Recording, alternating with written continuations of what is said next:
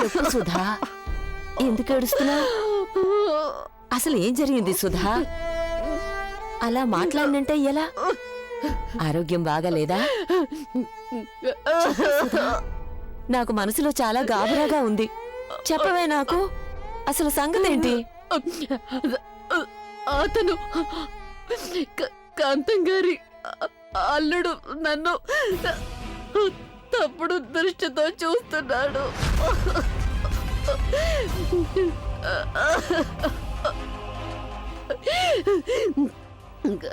కాంతం గారింట్లో రామాయణ పారాయణం జరిగింది కదా, అంతకు ముందు నుంచే గమనిస్తున్నాను అతని ప్రవర్తన.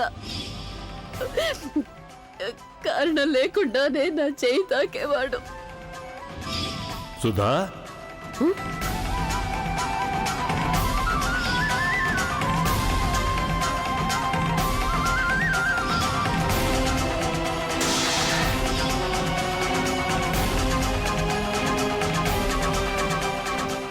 నిజానికి నువ్వు సంతోషించాలి. నాలాంటి మంచివాడు నీకు ఉపకారం చేస్తున్నందుకు సంతోషించు. ఇలా వాడిపోతున్న నీ జీవితానికి కొంచెం ఆనందం ఇవ్వాలనుకుంటున్నాడు ఈ మనిషి.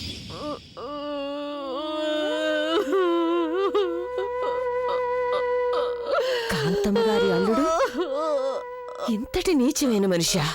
పురుగులు పడిపోతాడు వాడు. దేవుడు వదిలిపెట్టడా నీచుణ్ణి? వేరే స్త్రీని కన్నెత్తి కూడా చూడలేని గతి పట్టిస్తాడు.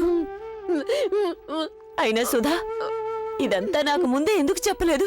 బెదిరిస్తున్నాడు వాడు నన్ను. ఎన్నోసార్లు బెదిరించాడు, ఇవాళ కూడా బెదిరించాడు. సిగ్గు లేకుండా ఏమన్నాడంటే, ఆడదానివి నువ్వు, ఆడదాని మాటలు ఎవరు నమ్మరు అన్నాడు. ఇక నేను ఎలా బయటికి చెప్పాలి? ఇవన్నీ ఎలా ఎలా చెప్పమంటారు నన్ను? ఒక్క మాట మాత్రం వాడు సరిగ్గానే చెప్పాడు. లోకులు ఎప్పుడు ఆడదాన్నే తప్పు పడుతూ ఉంటారు. ఆడదాని ప్రవర్తనే తప్పు అంటుంది ఈ లోకం. మగవాణ్ణి ఎవ్వరూ పల్లెత్తు మాట అనరు. ఇది చేదుగా ఉన్నా ఇదే నిజం సుధా.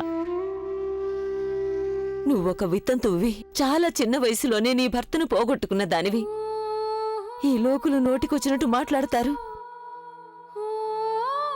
నేనంటున్నది నీకు అర్థం అవుతుందా? మన బరువు మన చేతుల్లోనే ఉంటుంది. నేను నీకు చెప్పేది ఒకటే, ఈ విషయం ఇంక పెద్ద చేయకు. ఎవ్వరికీ ఏమి చెప్పొద్దు. చూడు, జీవితంలో ఎన్నో కష్టాలు అనుభవించావు. ఇప్పుడు నీకు జరిగిన అవమానాన్ని ఒక చేదు మాత్రం అనుకొని బలవంతంగా మింగేయాలి. అలా చేయడమే నీకు మంచిది. ఎందుకని పెద్దమ్మ, ఆడదాని విషయంలోనే ఇలా ఎందుకు జరుగుతుంది?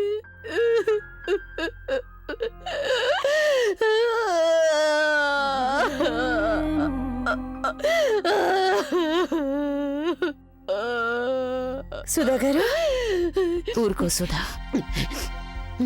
మీరేడుస్తున్నారా?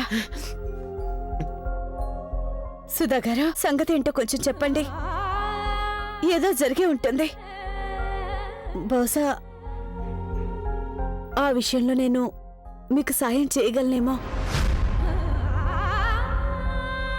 లేదంటే ఆ విషయం ఏదో నేను తెలుసుకోవాల్సిందే అయి ఉండాలి. మీరు మీరు నా మీద నమ్మకం పెట్టొచ్చు. చెప్పండి, అసలు సంగతి ఏంటి? ఏమీ లేదు. అసలు ఏముందని చెప్పమంటారు నన్ను? అయినా నాకేం జరుగుతుంది? ఏవో పాత జ్ఞాపకాలు గుర్తుకొస్తే ఏడుపు వచ్చేసింది అంతే. నేను వెళ్ళి పంతులు గారికి నెయ్యి ఇచ్చొస్తాను. పెద్దమ్మ పంతులు గారికి నెయ్యి ఇచ్చొస్తాను.